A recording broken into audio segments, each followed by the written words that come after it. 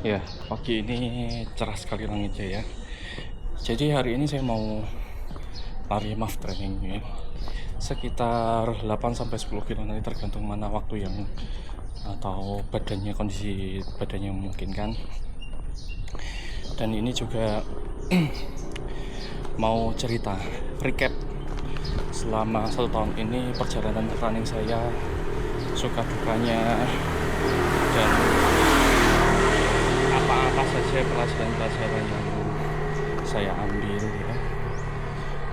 Ya gitu aja untuk hari ini, paling cuma itu saja. Saya cuma mau merecap sekaligus juga menyampaikan hal-hal yang akhirnya menjadikan saya itu tambah bermotivasi, atau hal-hal yang membuat saya itu down di dalam saya itu berlatih gitu.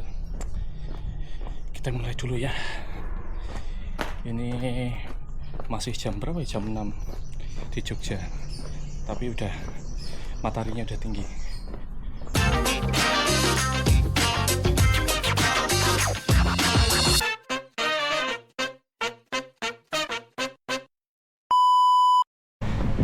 Ya, kita mulai dulu ya. Jadi tahun 2025 ini sebenarnya banyak suka dukanya ya di dalam saya itu latihan hari ini. Ya berarti kan sudah hampir 2 tahun nih saya itu menekuni olahraga ini ya, exercise. Jadi banyak sekali pencapaian yang patut untuk saya syukuri. Mungkin kalau di tahun 2025 ini saya praktis cuma fokus di 5K sama 10K saja ya. Bahkan kalau nggak salah itu untuk jarak terjauh saya itu maksimal cuma 18 kilo untuk long run-nya. Jadi kalau untuk half marathon sampai maraton belum. Jadi itu kalau untuk pencapaiannya sendiri yang 5K ya. Kalau untuk yang 5K ini, kalau tahun lalu itu kalau salah itu di 23 menit 46 detik kan nggak salah ya, saya lupa, sekitar itu. Terakhir ini kemarin bulan Desember ini 5K saya itu di 21 menit terus 44 detik. Kalau untuk yang 10K nya 2024 itu berapa ya, PB nya itu di 49.50. Terakhir saya MTL untuk yang 10K itu di 46.16 kalau salah ya. Jadi gitu. Jadi memang itu patut disyukuri dulu. Nah, setelah ini kita bahas hal apa saja yang saya pelajari dalam rentang waktu setahun itu ya. Lari dulu.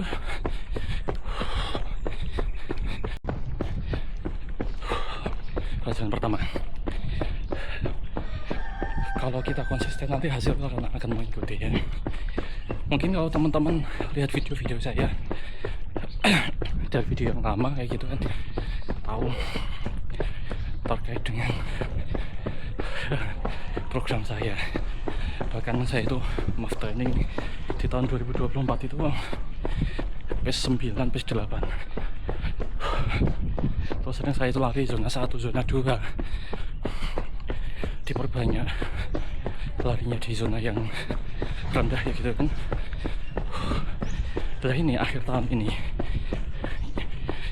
di akhir tahun 2025 ini MAF training saya itu di 5.30-an, zona 2 juga.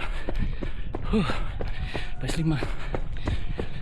Jadi tetap semangat untuk latihan ya. Mungkin kadang harus struggle, lihat angka-angka itu pada akhirnya kita demotivasi karena lihat angka, kita bandingkan dengan orang lainnya gitu, yang di struggle. Ya itu, makanya satu hal ya yang jadi patokan itu adalah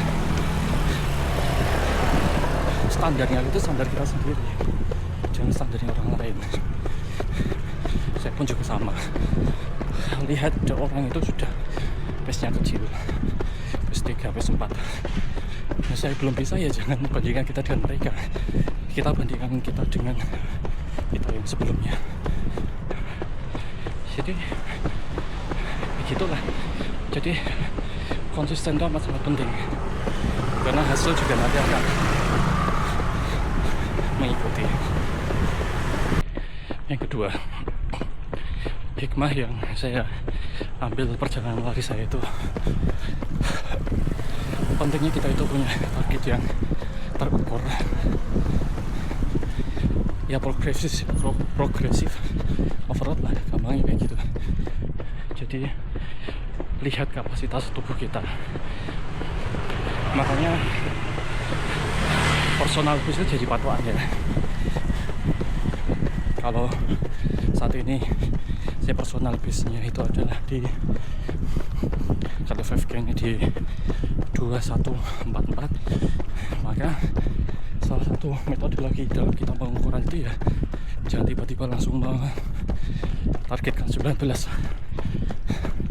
menit, bisa di 20 menit dulu, hitar ukur. Biar apa? Biar kita tahu kapasitas tubuh, jangan langsung tiba-tiba langsung targetnya langsung tinggi gitu. Termasuk pada akhirnya diri saya sendiri juga seperti itu. Tahun lalu kan di 23 menitan kalau yang 5K, akhirnya ya karena memperbaiki waktu 1 menit, 2 menit di 5K itu bukan sesuatu yang mudah ya, akhirnya ya realistis saja. Wah, hampak, padahal ini zona maaf. Tak lari dulu, melanjutkannya tadi ya. Jadi kalau kita itu sudah paham terkait dengan pembebanan yang progresif ya, progresif overload, maka untuk pola latihan kita pun juga sama. Nggak boleh tiba-tiba langsung pengen long run 21 kilo, sedangkan 10 kilo aja belum pernah. Bertahap, termasuk interval. Kalau 1 kilo itu belum bisa repetisinya, 400 meter dulu. Kalau 400 meter juga belum bisa, termasuk juga 200 dulu. Jadi gitu, termasuk easy run. Kalau 10 kilo itu belum bisa, 5 kilo dulu, atau pakai durasi waktu. Jadi terukur dari waktu ke waktu, pekan ke pekan, tidak langsung berat kayak gitu. Karena kalau langsung berat tubuh susah untuk adaptasi ya, gitu ya. Kayaknya nggak jadi 10 kilo bisa ya, paling 7 kilo aja. Ini karena tadi udah buang air besar sebenarnya, tapi belet, sekilo lagi aja. Jadi yang selanjutnya itu adalah perlunya struktur waktu yang jelas atau disiplin. Yaitu karena kalau kita menginginkan target ternyata tidak juga dibarengi dengan latihan dan disiplin yang sesuai ya gitu ya, target hanyalah angka, target hanya target, tetap harus diikuti dengan pola latihan dan disiplin yang tinggi. Ini sebenarnya saya hari ini tuh interval, tapi posisinya mental lagi nggak fit. Akhirnya apa, ya udah saya ganti sama easy run. Wah, kalau kebelet itu hasilnya sih naik ya. Alhamdulillah untuk hari ini dapatnya cuma dapat 7 kilo. Rencana memang 8 sampai 10 kilo, tapi dulu ada panggilan alam ya, jadi harus dipenuhi itu dulu. Jadi kalau tadi 3 hal yang mindset sebenarnya itu ya. Yang keempatnya mungkin debatable ya, mungkin orang bisa berdebat, tapi ini yang saya rasakan pentingnya daftar race. Karena apa? Itu juga akan memacu atau menjaga itu konsistensi kita dalam latihan. Ini setengah tahun ke belakang memang saya itu nggak daftar race, dan kemungkinan berlanjut sampai setengah tahun ke depan ya. Jadi ini memang harus semangatnya itu benar dari dalam diri, bukan karena saya sudah daftar race atau belum. Tapi dengan daftar race atau lomba atau fun run atau apapun itu, setidaknya nanti ya punya target, terus nanti kita mau berlatih seperti itu ya. Jadi kayak gitu tuh yang saya rasakan, dan ya tergantung teman-teman semuanya budgetingnya, karena saya untuk setengah tahun ini sama setengah tahun ke depan sepertinya akan banyak pengeluaran di pos yang lain ya. Jadinya saya mengalah untuk tidak banyak mendaftar race, apalagi ini istri saya juga udah mendekati lahiran anak keempat ini ya.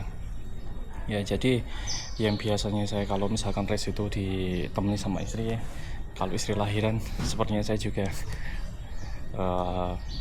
agak-agak malas kalau sendirian ke venue itu. Jadi gitu, memang harus ditemani sama istri, tapi nggak tahu nanti di setengah tahun ke depan nih. Tapi sampai dengan menjelang lebaran sepertinya saya nggak daftar race ya, sampai dengan lebaran.